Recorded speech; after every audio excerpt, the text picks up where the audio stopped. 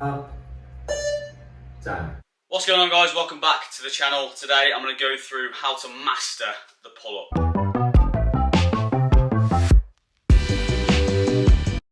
So first off, some credentials for myself then. So my max set of pull-ups currently is 31 reps. It's pretty decent as pull-ups go, and my max weighted pull-up is 1 rep at 50 kilos plus body weight, obviously. Oh, love me. Pathetic. So I'm going to split this video off into 3 parts. First of all, strength, next volume, and then accessories for the pull-ups. Make sure you stay around to the end of the video to get the whole spectrum of how to master the reps. So first of all, strength then. How do we improve strength throughout our pull-ups? So my favourite method to do this is 5x5. 5x5, super simple method, super repeatable, super progressive, and we're going to just do 5 sets of 5 reps with a 2-minute rest in between. What we're going to do is start with a weight of our weighted pull-up that's going to be pretty tough, going to leave us about an RPE 7. So at the end of that 5 reps, we have 3 reps left in the tank. So if I was doing that with my 1 rep max being 50 kilos, I might use 15 kilos for my first week of 5x5. I'm then going to look at increasing that by 2.5 kilos every single week, keeping the rest the same, keeping the reps the same, so that both of the rep and the rest are staying steady. So we're keeping those variables exactly the same. The only thing we're increasing is the weight. Okay, so we're increasing the weight every single time, and hopefully over time, as our strength maps up, our weight goes up as well. And then when we go to do our set of weighted pull-ups or our set of bodyweight pull-ups, whatever it is we're trying to increase, then we're going to look at being stronger, because we've kept loads of things the same, loads of variables the same, and we just increase the weight every time, hitting that progressive overload really, really easily. What we need to make sure with the 5x5 is that our form stays absolutely solid. So we don't want to go one set where we're banging them out and the other set where we're doing pauses or different tempos. We need to make sure that across the 5 sets, across all 25 reps in that session, we're making sure that the reps are exactly the same. Same tempo, same range of motion, same rest periods, everything needs to be the same. The only thing we're increasing is that weight by 2.5 kilos every single week. So for me, week 1 would be 15 kilos, 17.5 kilos, 20 kilos, 22.5 kilos, just goes like that until we start to fail. Okay, for an 8-week period, and then we'll test again and we'll be better. Okay, next up then, volume. So this one is a little bit more of a meaty subject for pull-ups. Clearly most of you will want to be increasing the actual number of body weight reps we can do. So increasing our volume is going to be super important. There's 3 ways that we're going to increase the volume of our pull-ups. So number 1 is drop sets. Drop sets allows us to cram in more reps to an individual set than we would do if we were just doing 1 set of pull-ups or 4 sets of 8 pull-ups, whatever the standard method that you're using to increase your pull-ups is. So how we're going to run this drop set is we're going to do a set weighted, we're then going to do a set body weight, and then we're going to do a set banded, and then we're going to rest and we're going to hit 3 sets of that. So how that would look for me is I would hit 10 kilos on the bar, and I would smash out as many pull-ups as I could. I would then drop the weight, I'd shake my arms out, 15 seconds rest, and I'll bang out a full set, unbroken, max reps, body weight. I would then put a band around the bar and then hit the same, shake my arms out, 15 seconds rest, and go for a max set banded. By that point, I'm going to be pretty smoked. I've probably clocked up around 35 pull-ups. I've done this in the past. 35 tends to be my number, certainly on the first set. That's 1 set. We're going to rest 3 to 5 minutes, so a good chunk of rest to make sure everything's recovered and we can get something out of the second set.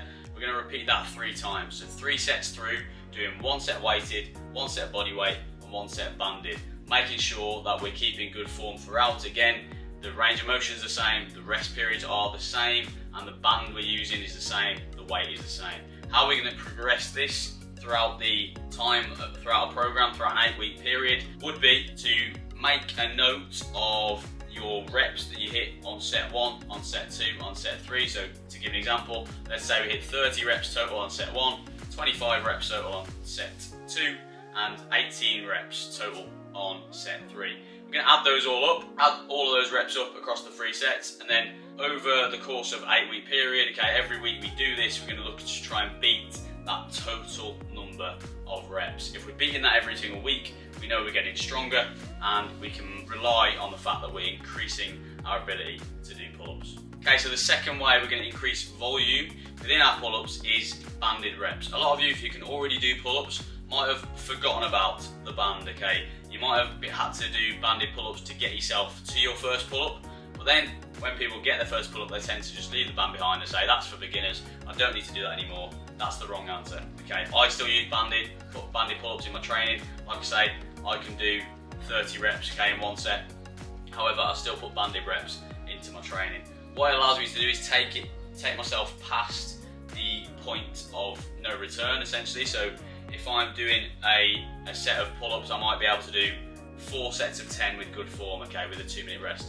If for whatever reason we need to bank a little bit more volume within a session, what we could try and do is 4 sets of 15, 16 reps, but now we're banded. So we only need a small band on this, and all that does is practice the movement a little bit more. So the more times we can bank a good number of pull-ups within a session, we're practicing that movement pattern and getting the body more and more used to pulling under fatigue. So make sure in your pull-up training we are including banded pull-ups all the way throughout, from beginner to advanced and beyond, okay? Make sure that the band doesn't get left behind. Okay, the last portion of this volume section, probably my favourite and the one I've used the most, certainly with clients and with myself, is the accumulation method. So how the accumulation method works is you're going to hit a max set of pull-ups. So let's just use 30 as my example.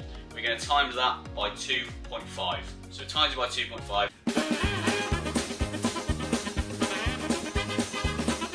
So super simple. My session would just be going in the gym and accumulating 75 reps across our session. So it's probably going to take me maybe 10, 12 minutes, okay? I might go out the gate and hit 20 pull-ups and then a shake out, I might hit 15. So I'm just accumulating as many reps as I can in as short a period as I can with a little bit of rest in between. What that does again is just accumulate a load of volume.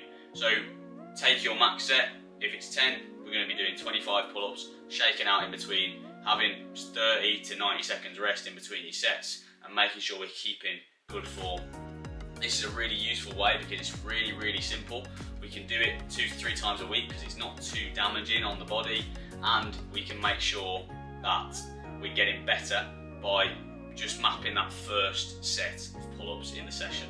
So if, again, I go in and I hit 20 pull-ups as my first set on week 1, day 1, on week 2 or on day 2 we do this progression, I might be able to hit 21 again. That's nice progression. We know we are moving forward in our pull-up ability if that's happening. Okay, the final portion of the video then is going to be around accessories. So hammered on about doing pull-ups to get better at pull-ups. Obviously we need to be being specific with our pull-ups, okay? If we want to get better at something, we have to do that movement. However, that's not to say accessories don't come into this equation. So we need to look at what we can strengthen around the pull-up to carry over to make us stronger without just always doing tons and tons of pull-ups. We need to diversify our training a little bit. First thing we're going to look at doing is isometric holds. So this is a hold at the top of the rep. If any of you have ever done the Royal Marines bleep test for the pull-ups, we know that the hold at the top of the rep is mega tough. Obviously gravity is against you, all the muscles are at their weakest point, and we're trying to hold that rep for the 2 seconds. What I'm going to look at doing for these holds is 20 to 30 seconds, shaking out for a minute and then doing that 3 times. It's going to build loads and loads of strength in that top position, okay, where we're weakest and where the movement's toughest. We're going to build loads and loads of strength at the top of the pull-ups. That's number 1. Hold at the top of the rep, 30 seconds at a time, 3 times through. Okay, the next point then is obviously strengthening the back muscles. So rows are where I would go with this. So we can either do bodyweight rows off a bar, so rowing up with our body weight, or we can look at doing bent over rows with a barbell. So we need to make sure that, again, our form is mega good and we're retracting our scapula and getting good engagement across the back. Obviously the pull-up pretty much includes the back muscles and the biceps, which we'll get to in a minute. So having really strong back muscles in a horizontal pulling motion as well as a vertical pulling motion is going to carry over into our pull-up and make you a little bit stronger. And it's also a good option to be able to look at if you can not do a pull-up at the moment. So if you're someone who's a beginner and you can't do a pull-up at the moment, then get into being able to do 10, 15, 25 body weight rows is going to really carry over to your strength being able to do a pull-up. Okay, finally, as I've touched on, biceps. Obviously the biceps are a secondary mover within the pull-up. Obviously they take care of elbow flexion, okay, so they need to make sure they're strong.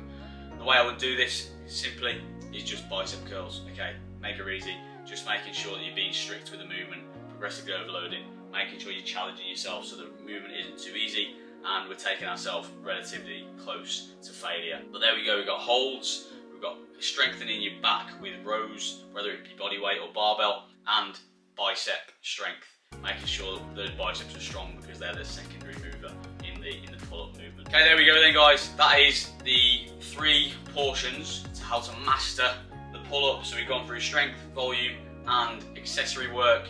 That's how I've got to a point where I can now do 31 pull-ups and a really strong weighted set of pull-ups, if I do say so myself, 50 kilos plus body weight, not too bad. So give those a go. If you're struggling with your pull-ups, make sure you implement some of those workouts that I've just given you. If you are someone who struggles with pull-ups or struggles with their fitness in general, then click the link down below for my programming. Okay, if you want to join the military or you're interested in getting fit in a general physical preparedness state, then drop the link down below a look and the programming there will take care of you. If you've got any questions, drop them in the comments down below. Make sure to like and subscribe and I'll see you next time.